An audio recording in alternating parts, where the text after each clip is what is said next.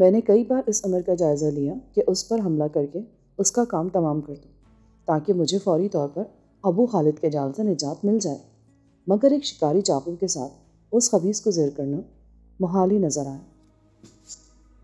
میں اتنا ماہر نشانے باز نہیں تھا کہ اونٹ کی پشت سے اس کو پہلے ہی وار میں ٹھکانے لگانے میں کامیاب ہو جاتا، اور پہلے ناکام حملے کے نتیجے میں وہ نہ صرف میری زد سے باہر نکل جاتا بلکہ مجھے اس کی جوابی کارروائی سے بھی بچاؤ کرنا پڑتا، جبکہ وہ بالکل تازہ دم نظر آ رہا تھا اور میرے اعصاب اس صوبت آمیز سفر کے نتیجے میں بکھرتے جا رہے تھے۔ اگلی صبح کا اجالا پھیلنے سے قبل ہمیں کافی دور بستی کے آثار نظر آئے اور سعود کا چہرہ کھل اٹھا۔ ہم بہت جلدی برکا پہنچ گئے ہیں، کیا تمہیں یقین ہے کہ یہی ہماری منزل ہے؟ میں بارہا یہاں آ چکا ہوں، برکا میرے لیے نئی جگہ نہیں ہے۔ بستی میں پہنچنے تک خاصا اجالا پھیل چکا تھا۔ وہ پختہ اور نیم پختہ مکانوں پر مشتمل قدیم وضع کی بستی تھی، جس کے مکین اس وقت تک گہری نیند سوئے ہوئے تھے اور کہیں کہیں آوارہ کتے مکانوں کے سائے میں پڑے اونگ رہے تھے۔ صحرائی اونٹ نرم اور ٹھنڈی زمین پر کوئی آواز پیدا کیے بغیر تیزی سے گلی در گلی پر پیچ راستوں پر آگے بڑھتے اور آخر کار ایک جگہ سعود نے اپنا اونٹ روک دیا۔ میں نے بھی اس کی تقلید کی۔ اونٹوں کی نکیل ایک وزنی پتھر سے باندھ کر ہم دونوں آگے بڑھے۔ سعود نے ایک چوبی دروازے پر آہستہ آہستہ مسلسل 3 بار دستک دی۔ کون ہے؟ رات کا کتا۔ سعود نے اپنا منہ دروازے کے قریب لے جا کر اتنی آہستگی سے کہا کہ صبح صادق کے سناٹے میں اس کی آواز دور تک نہ سنی جا سکی۔ اندر والے نے اسی لہجے میں غرا کر لیلا کی ماں کو ایک ثقیل گالی دی، کیونکہ عربی زبان میں رات کو لیلا ہی کہا جاتا ہے۔ پھر ایک جھٹکے سے دروازہ کھول دیا گیا۔ دروازہ کھولنے والا شاید کھلے ہوئے پٹ کی آڑ میں ہو گیا تھا، کیونکہ وہ مجھے نظر نہیں آیا کہیں، البتہ اس کی تہمکانہ آواز سنائی دی۔ اندر آ جاؤ۔ سعود نے میرے شانے پر ہاتھ رکھ کر مجھے آگے بڑھا دیا اور میں کھلے ہوئے دروازے سے اندر داخل ہو گیا۔ میرے پیچھے سعود بھی اندر آ گیا۔ کتے کے ساتھ رکھوالا بھی آیا ہے۔ 2 افراد کو دیکھتے ہی اس شخص نے تلخ لہجے میں تبصرہ کیا۔ اس بار میں وہ آواز سنتے ہی اس کی طرف گھوم گیا۔ نیچی چھت والے کمرے میں پھیلی ہوئی مدھم روشنی میں ایک دراز قامت شخص دروازہ بند کر رہا تھا، جس کی پشت قدرے خمیدہ تھی اور اس کے بدن پر ایک پھٹی ہوئی جیکٹ جھول رہی تھی۔ نچلے دھڑ کو چھپانے کے لیے ایک عجیب سے پھٹے پرانے ملبوس کا سہارا لیا گیا تھا۔ دروازہ بند کر کے وہ گھوما تو اس کے چہرے پر نظر پڑتے ہی میرے بدن میں سنسنی کی ایک لہر دوڑ گئی۔ اس کے سر کے بال بے تحاشا بڑھے ہوئے تھے اور ان الجھے ہوئے بالوں کے نیچے اس کی خوابناک آنکھیں انگاروں کی طرح دہک رہی تھیں۔ ان انگاروں میں ایسی شیطانی قوت پوشیدہ تھی کہ خود کو اس کے سامنے میں بالکل برہنہ محسوس کر رہا تھا، اور وہ مسلسل میری ہی طرف دیکھے جا رہا تھا۔ اس کی رال میں لتھڑی ہوئی داڑھی کے درمیان اس کی گلابی ہونٹ بتا رہے تھے کہ وہ تمباکو نوشی کی لعنت سے محفوظ ہے۔ بیٹھ جاؤ۔ اس نے میرے چہرے سے نظریں ہٹائے بغیر پھاڑ کھانے والے تہمکانہ انداز میں ہم دونوں سے کہا۔ میں مشینی انداز میں فرش پر پڑی ہوئی گندی چٹائی پر بیٹھ گیا۔ سعود بھی میرے نزدیک آ بیٹھا۔ درندہ نما ادھیڑ عمر شخص نے اپنی جیکٹ میں ہاتھ ڈال کر کچھ نکالا اور اسے داہنی ہتھیلی پر پھیلا کر ایک نظر اس کا جائزہ لیا اور نہایت بےہودگی کے ساتھ اسے پھانک گیا۔ اب وہ میری ذات سے یکسر لاپرواہ نظر آ رہا تھا۔ وہ منہ میں موجود چیز کو چباتا ہوا فرش پر پڑے ہوئے اپنے بستر پر دراز ہو گیا اور چھت کی طرف دیکھتے ہوئے بولا، اس کتیا کو اس بار کیا تکلیف ہوئی ہے؟ اس بے دردی سے اس کا نام نہ لو مقدس راہب۔ سعود دردمندانہ لہجے میں بولا، تم جانتے ہو وہ شیر کے دہانے میں بیٹھی برادری کے لیے کام کر رہی ہے، ورنہ ایسی کون جوان لڑکی ہے جو محض ایک مقصد کی خاطر اپنے شباب کی چتا میں خود ہی پگھل پگھل کر مر جانا پسند کرے؟ شیر کے دہانے میں نہیں، گود میں بیٹھی ہے وہ۔ اس نے اپنی بھوک مٹانے کے لیے وہاں بھی راستے نکال لیے ہوں گے۔ خیر، مجھے اس سے غرض نہیں کہ تم اس کے بارے میں کیا سوچتے ہو۔ سعود قدرے ناپسندیدگی مگر ادب کے ساتھ بولا، میں اسے تمہارے پاس پہنچانے پر مامور کیا گیا تھا اور اب میں واپس جا رہا ہوں۔ جاؤ، رب لا یزال تمہاری مدد کرے۔ اس سے کہہ دینا کہ اس کی چیخیں مجھے ابھی تک یاد ہیں۔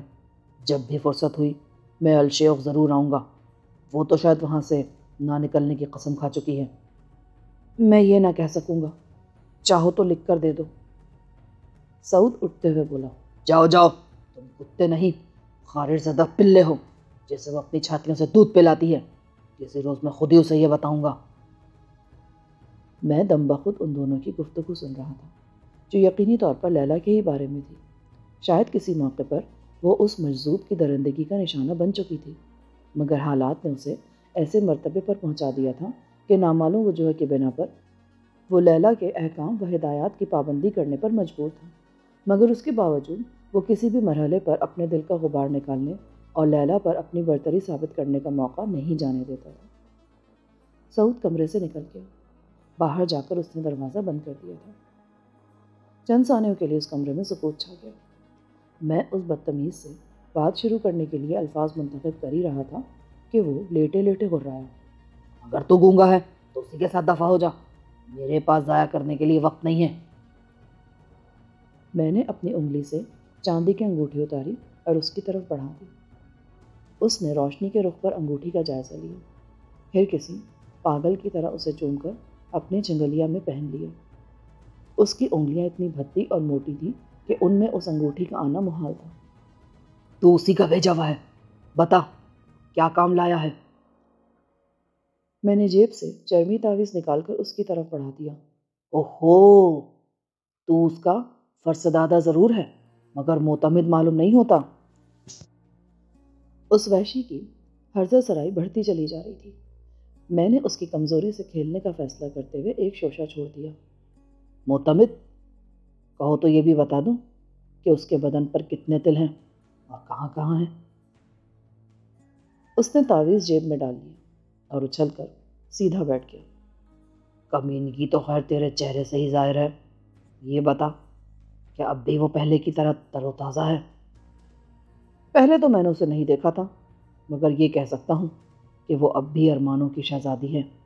اگر میرا بس چلتا نا تو اسی کے قدموں میں سسک سسک کر جان دے دیتا. ہائے لیلا. اس مردود نے یہ کہہ کر زور سے اپنے سینے پر ہاتھ مارا اور ہونٹوں پر زبان پھیرتے ہوئے دوبارہ بستر پر دراز ہو گیا. چند لمحوں بعد وہ قدرے اداس لہجے میں خود بخود بولنے لگا. 5 برس پہلے وہ الشیخ جاتے ہوئے 2 روز کے لیے کالاہان کے ساتھ یہاں ٹھہری تھی. اسی وقت سے میرا دل اس کے لیے تڑپتا رہتا ہے. ایک رات میں نے اسے تقریباً قابو میں کر ہی لیا تھا، مگر وہ مجھ سے خائف رہتی تھی.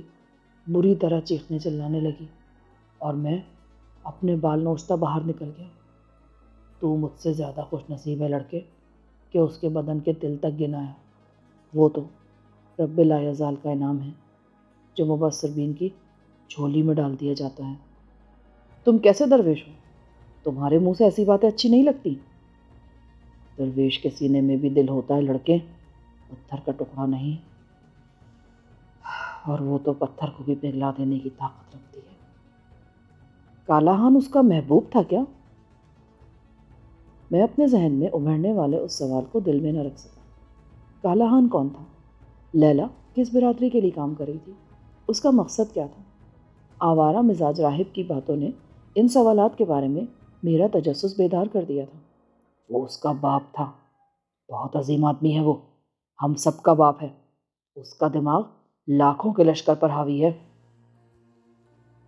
مگر میں نے تو سنا ہے کہ لیلا کا باپ ابو خالد ہے، نیلی آنکھوں والا طویل قامت شخص.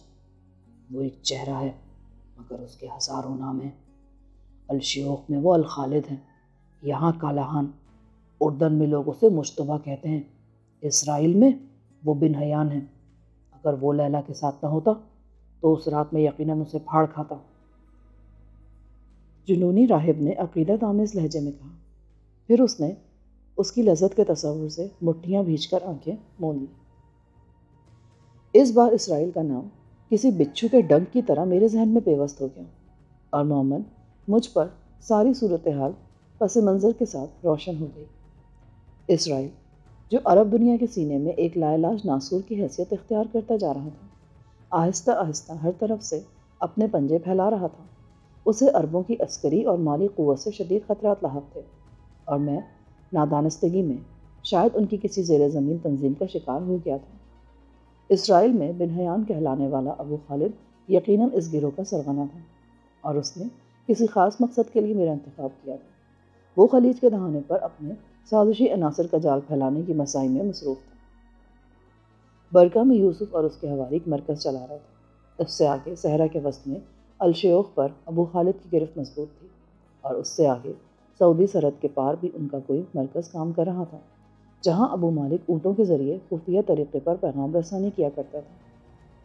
وہ سب بظاہر مسلمان بنے ہوئے تھے، مگر ان میں یہودی بھی تھے اور ہندو بھی۔ اپنے مذموم مقاصد کے خاطر انہوں نے اپنے نام اور مذہب تک بدل لیے تھے، کیونکہ ان کا نشانہ ایک تھا۔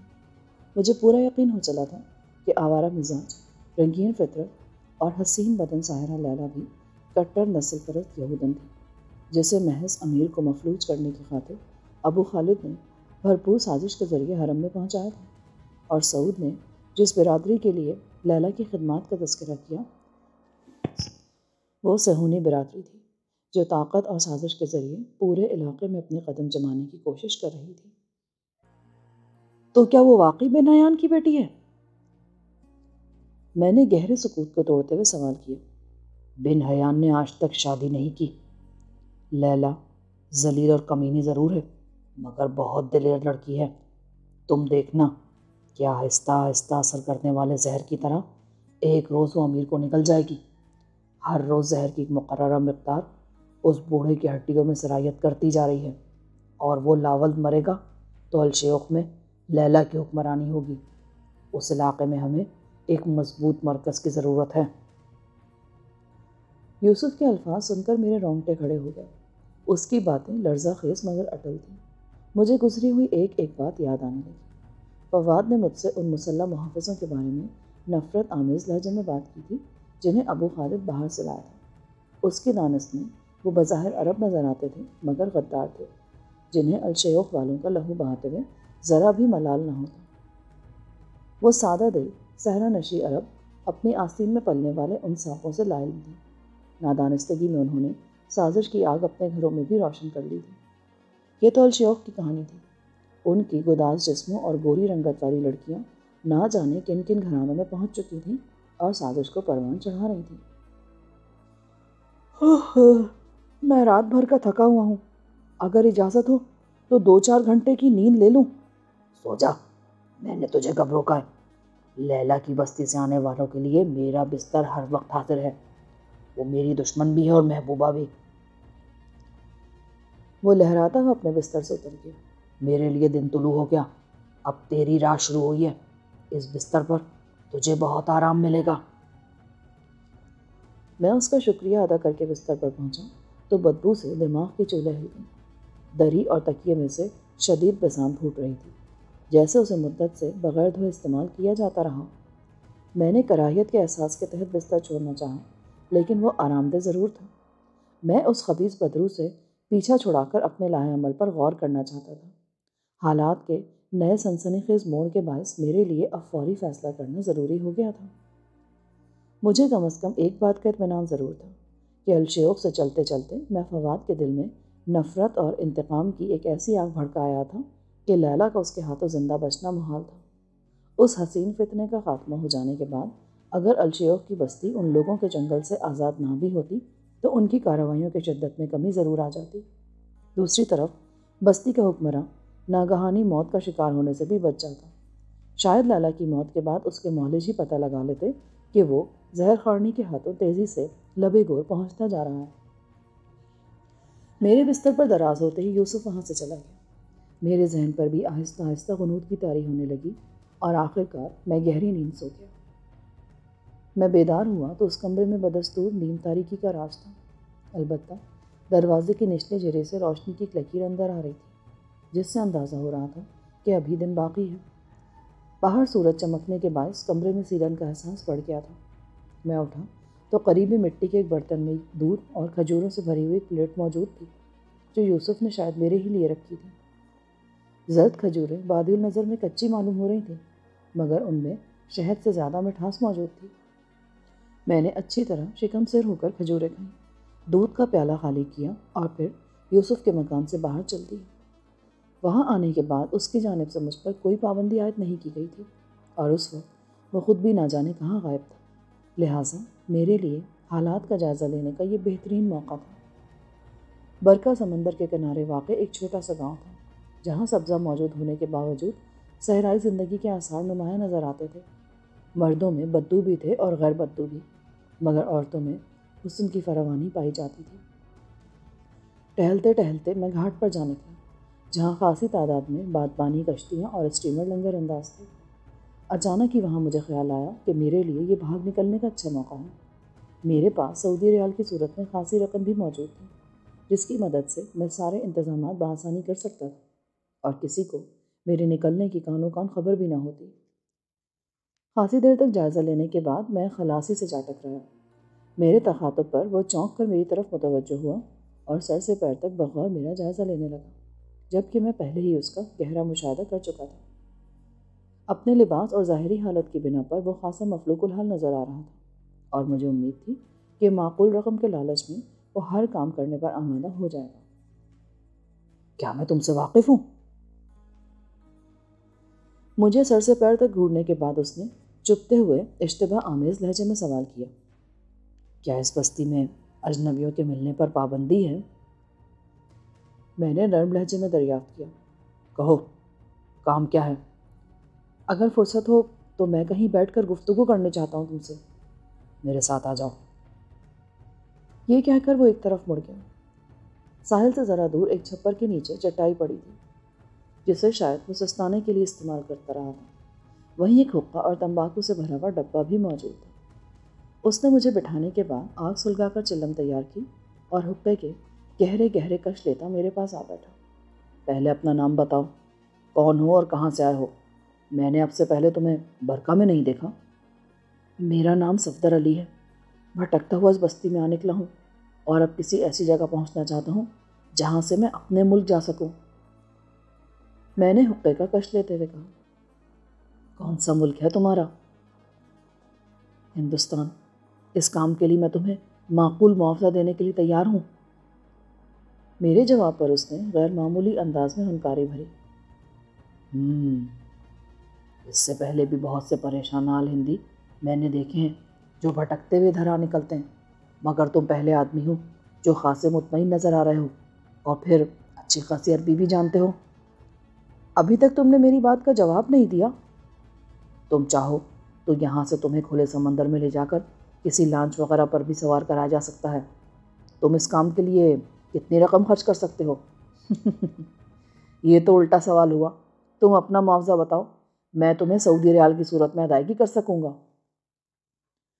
اسی وقت نہ جانے کہاں سے اچانک ایک بدصورت اور اکھڑ مزاج شخص وہاں پہنچا، اور اس نے لات مار کر حقہ دور اچھال دیا۔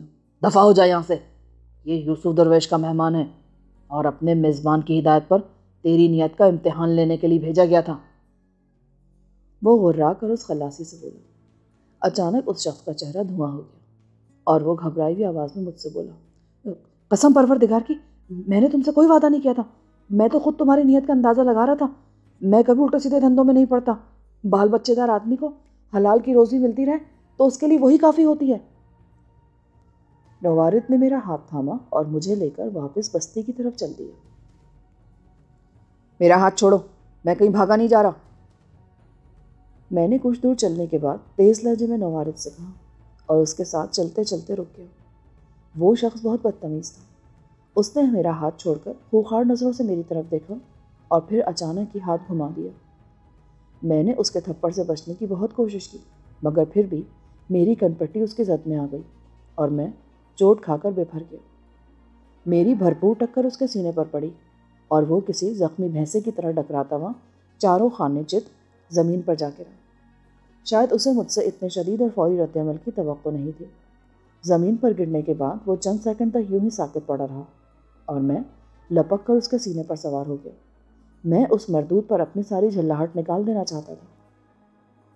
میں نے اس کے منہ پر پے در پے کئی زبردست گھونسے رسید کیے، مگر اس کے منہ سے کوئی آواز نہ نکلی، نہ اس نے اپنے طور پر حرکت کرنے کی کوشش کی۔ اس کی آنکھیں پھٹی ہوئی تھیں، منہ کھلا ہوا تھا، اور ہر گھونسے کے ساتھ اس کی گردن ایک طرف ڈھلک جاتی تھی۔ معمولاً مجھے احساس ہوا کہ میرا شکار مر چکا ہے۔ اور میں ایک لاش کے سینے پر چڑھا بیٹھا ہوں۔ یہ احساس ہوتے ہی مجھے پھریری سی آ گئی اور میں اس پر سے اتر گیا۔ پہلے میں نے اپنے دل کو سنبھالنے کی کوشش کی کہ شاید وہ میری ٹکر کے باعث محض بے ہوش ہوا ہے، مگر جب میں نے اس کے سینے سے کان لگا کر اس کے دل کی دھڑکن سننے کی کوشش کی تو مجھے یکسر ناکامی ہوئی، اور یہ یقین کر لینا پڑا کہ ٹکر کے باعث اس کی حرکت قلب بند ہو چکی ہے اور وہ ہمیشہ کے لیے مزاحمت کی قوت سے محروم ہو چکا ہے۔ اس پر جوابی حملہ کرتے ہوئے میری نیت یہ نہیں تھی کہ میں اسے ٹھکانے ہی لگا دیتا، مگر وہ کمبخت میری توقع سے کہیں زیادہ بے جان نکلا اور ایک ضرب بھی نہ سہ سکا۔ میرے لیے اب وہاں رکنا بے سود تھا۔ اس خلاصی کے پیش آنے والے تجربے کی روشنی میں یہ مشکل تھا کہ میں برقع میں کہیں پناہ لے سکتا یا کسی اور کو رقم کا لالچ دے کر وہاں سے نکلنے کی کوشش کرتا۔ ایسی کوشش میں فوری کامیابی بہت مشکل تھی۔ جب تک میری نکاسی کا انتظام ہوتا، یوسف کو اپنے ایک ہرکارے کی موت کی اطلاع مل جاتی، اور اس خلاصی کے ذریعے جب اسے یہ پتہ چلتا کہ وہ شخص موت سے قبل اسی علاقے میں آخری بار میرے ساتھ دیکھا گیا تھا، تو یوسف کے آدمی میری بو پر لگ جاتے اور میرے لیے چھپے رہنا محال ہو جاتا۔ لہٰذا بہتر یہی تھا کہ میں خود یوسف کے پاس پہنچ جاؤں۔ میں یوسف کے مکان پر پہنچا تو وہ اپنے بدبودار بستر پر دراز شراب پینے میں مصروف تھا۔ مجھے دیکھتے ہی وہ خوشی سے کھل اٹھا۔ آجا میری جان، میں تیرا ہی منتظر تھا، میرے پاس بیٹھو اور ذرا مجھے لیلا کا احوال تو سناؤ تاکہ نشے کا سرور کچھ دوبالا ہو سکے۔ میں ایک بری خبر لے کر آیا ہوں۔ بری خبر؟ اس نے جھلائے ہوئے انداز میں یہ کہہ کر وسکی کی آدھی بھری ہوئی بوتل سر سے اوپر اٹھا کے زمین پہ دے ماری اور شیشے کی کرچیوں کے ساتھ ہی شراب فرش پر پھیل گئی۔ کیا بری خبر لانے کے لیے تو کسی برے وقت کا انتظار نہیں کر سکتا تھا؟ مرنے والے کسی گھڑی کا انتظار نہیں کرتے۔ تمہارا ایک آدمی میرے ہاتھوں ناگہانی مارا گیا ہے۔ مارا گیا؟ میرا آدمی؟ کیا بک رہا ہے تو؟ اس نے مجھ پر ہاتھ اٹھا کر پہل کی تھی، اور جب میں نے اس کے سینے پر ٹکر ماری تو اس کا دل دھڑکنا بھول گیا۔ وہ کون تھا اور یہ کیسے ہوا؟ میں پوری بات جاننا چاہتا ہوں۔ میں اس کے نام سے ناواقف ہوں۔ وہ بدصورت اور اکھڑ مزاج آدمی تھا۔ اس کی آنکھیں بھی بھینگی تھیں۔ اس نے مجھ سے پوچھا کہ میں کس کی اجازت سے باہر گھوم رہا ہوں۔ جب میں نے اسے بتایا کہ میں تمہارا مہمان ہوں، قیدی نہیں، تو اس نے مجھ پر ہاتھ چھوڑ دیا اور میں نے تیش میں آ کر اسے ٹکر دے ماری اور اس کا قصہ پاک ہو گیا۔ لاش کہاں ہے اس کی؟ گھاٹ کے قریبی ریت میں پڑی ہے۔ تو خطرناک آدمی معلوم ہوتا ہے۔ لیلا نے بھی تیرے بارے میں یہی لکھا ہے۔ میں تجھے زیادہ دن یہاں نہیں رکوں گا۔ تو کیا مجھے کہیں اور جانا ہے؟ ہاں، تیری منزل ابھی بہت دور ہے۔ میں مسلسل سفر سے اکتا گیا ہوں۔ میں کچھ دن یہاں رہ کر آرام کرنا چاہتا ہوں۔ آرام قبر کے علاوہ کہیں نہیں ملتا۔ چاہے تو تجھے سبدی آرام گاہ میں بھیجنے کا بندوبست کیا جا سکتا ہے۔ وہ طنزیہ لہجے میں کہنے کے بعد وہاں سے چلا گیا اور میں اس کے بستر پر دراز ہو گیا۔ یوسف کی واپسی سورج غروب ہونے کے بعد ہوئی۔ اس بار وہ ایک جیپ میں 2 افراد کے ہمراہ تھا۔ آنے والوں کا رویہ خاصا خشک اور کاروباری تھا۔ یوسف نے انہیں میرا نام بتایا اور وہ دونوں مجھے یوں گھورنے لگے جیسے قربانی سے قبل بکرے کا جائزہ لے رہے ہوں۔ پھر ان میں سے ایک بولا، مسٹر صفدر، ہمیں امید ہے کہ تم ہمارے ساتھ تعاون کرو گے، کیونکہ اسی میں تمہاری بہتری مضمر ہے، ورنہ ہم اپنے مقاصد کے حصول کے لیے کسی حد کی پرواہ نہیں کرتے۔ اس کے منہ سے صاف ستھری انگریزی سن کر مجھے خاصی حیرت ہوئی۔ اس بار میں نے بھی عربی کے بجائے انگریزی بولنے کو ترجیح دی۔ تم لوگ کس سلسلے میں مجھ سے تعاون کے طلبگار ہو؟ جو کہا جائے بے چوچرا کرتے رہو۔ میں صرف اتنا ضرور بتا دوں کہ اگر تم نے کسی معاملے میں مزاحمت کی کوشش کی تو ہم تشدد کی راہ بھی اختیار کر سکتے ہیں۔ آخر تشدد کی ضرورت ہی کیا ہے؟ کیا تم لوگ کسی جرم میں مجھے اپنا شریک بنا رہے ہو؟ سوال کرنے کی ضرورت نہیں۔ ہم ابھی ایک سفر پر روانہ ہو رہے ہیں۔ تمہاری آنکھوں پر کالی پٹی بندھی ہوگی۔ راستے میں کہیں گاڑی روکی جائے تو تم بالکل خاموش رہو گے۔ اگر تمہارا نام لے کر براہ راست مخاطب کیا جائے تو بھی تم گونگے بنے رہو گے۔ یہ سفر کتنے دن جاری رہے گا؟ بکواس کرنے اور ہوشیار بننے کی کوشش مت کرو۔ چند گھنٹے بعد ہم تمہاری آنکھوں سے پٹی ہٹا دیں گے۔ جو کہا جا رہا ہے اسے اچھی طرح سن لو۔ یہ لوگ موت کے ہرکاروں سے کم نہیں ہیں۔ اس بار یوسف نے کہا، میں ہر بات سن اور سمجھ چکا ہوں۔ پھر آنے والوں میں سے ایک نے بڑھ کر میری آنکھوں پر ریشم کے سیاہ تسموں والی ایک اینک اس طرح چڑھا دی کہ میرے لیے کچھ بھی دیکھنا ممکن نہ رہا۔ مجھے دونوں بازوؤں سے سہارا دے کر جیپ میں پچھلی نشست پر بٹھا دیا گیا۔ ان میں سے ایک شخص میرے پہلو میں بیٹھ گیا اور جیپ کا انجن اسٹارٹ کر دیا گیا۔ مجھے لے جانے والوں اور یوسف کے درمیان رسمی فقروں کا تبادلہ ہوا اور ایک جھٹکے کے ساتھ جیپ حرکت میں آ گئی۔ نامعلوم اور خاموش راستوں پر جیپ کا سفر جاری رہا۔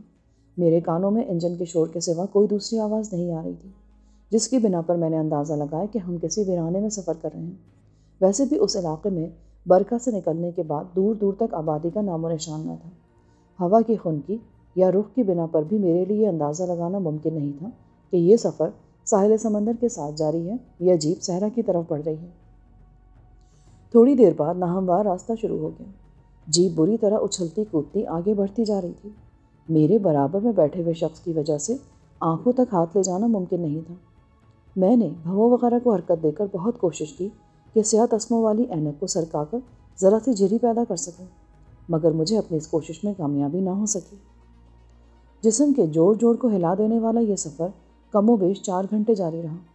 اس کے بعد جیپ آہستگی سے روک دی گئی۔ کون ہے؟ قریب ہی کسی نے اونچی آواز میں پوچھا۔ یہ آواز یقینی طور پر جیپ کے باہر سے آئی تھی اور پوچھنے والے کا لہجہ خاصا سخت تھا۔ زبان انگریزی تھی۔ اس کے بولنے کے انداز سے یہ ظاہر ہو رہا تھا کہ وہ امریکی قومیت سے تعلق رکھتا ہے۔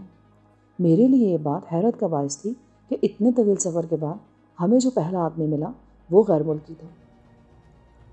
جیپ جس انداز میں گھنٹوں ناہموار راستوں پر دوڑتی رہی تھی، اس سے پتہ چلتا تھا کہ اس وقت ہم لوگ صحرا کے کسی دور افتادہ اور دشوار گزار علاقے میں موجود ہیں۔ تھاب!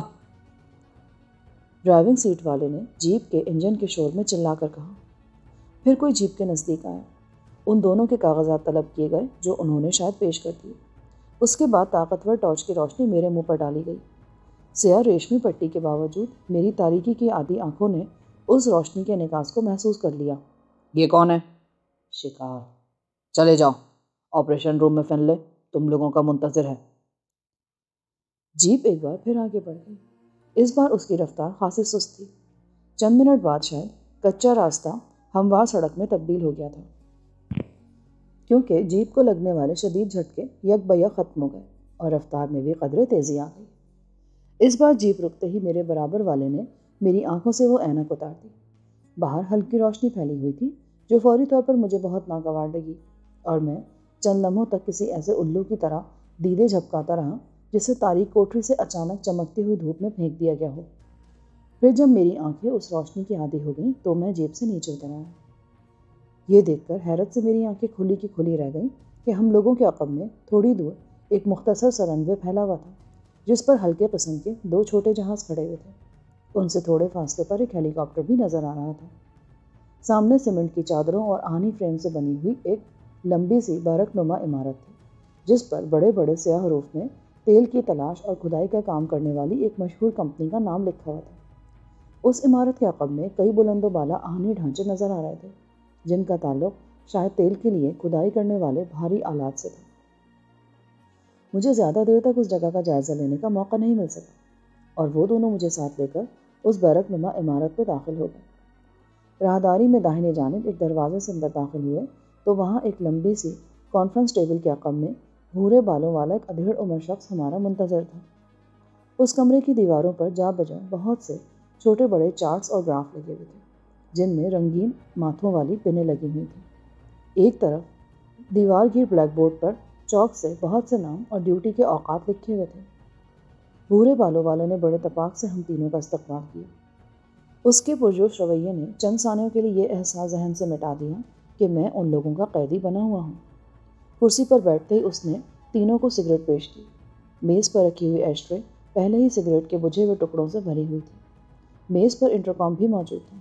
اس آدمی نے ایک بٹن دبا کر کسی کو 4 کپ کافی اور کچھ سینڈوچز وغیرہ لانے کی ہدایت کی اور ان دونوں کی طرف متوجہ ہو گیا۔ تم لوگ پروگرام سے 1 گھنٹہ 10 منٹ لیٹ آئے ہو۔ بھورے بالوں والے سفید خام نے مسکراتے ہوئے ان دونوں سے کہا۔ اس شخص نے برکھا میں قتل کر دیا تھا۔ یوسف اس کے معاملات نمٹانے میں مصروف تھا، ورنہ ہم وقت پر ہی آ گئے ہوتے۔ قتل؟ کس کا قتل؟ اس پر ان میں سے ایک نے وہی کہانی سنا دی جو اس قتل کے بارے میں یوسف مجذوب کو سنا چکا تھا۔ یہ سن کر مجھے خاصا اطمینان ہوا کہ کم از کم اس قتل کی حد تک میری ذات غیر ضروری شبہات کا شکار ہونے سے بچ گئی تھی۔ اب یہاں سے میں 3:30 بجے پرواز کروں گا، اس تاخیر پر بن حیان بہت برہم ہوگا۔ بھورے بالوں والا بولا۔ بن حیان؟ مجھے لانے والوں میں سے ایک نے بدحواسی کے عالم میں کہا۔ تو کیا وہ خود وہاں موجود رہ کر اس معاملے کی نگرانی کر رہا ہے؟ بھورے بالوں والا ہنس دیا۔ اس کے لیے یہ کوئی اتنا بڑا معاملہ نہیں ہے۔ اتفاق سے تل ابیب میں ایک اہم مسئلہ درپیش ہے اور میں شکار کے بارے میں اسے پیغام بھیج چکا ہوں۔ ویسے بھی وہ ہر بات سے ذاتی طور پر باخبر رہتا ہے۔ تل ابیب؟ یہ نام میرے ذہن پر ہتھوڑے کی ضرب کی طرح محسوس ہوا۔ گمنام منزل اچانک سامنے آ گئی تھی۔ وہ لوگ گھیر گھار کر مجھے تل ابیب لے جا رہے تھے۔ اب یہ بات شک و شبے سے بالاتر ہو چکی تھی کہ میں کسی زیر زمین یہودی تنظیم کا شکار ہوا ہوں۔ لیلا، ابو مالک، یوسف مرزوق، ابو خالد، یہ سب ایک ہی تھیلی کے چٹے بٹے تھے۔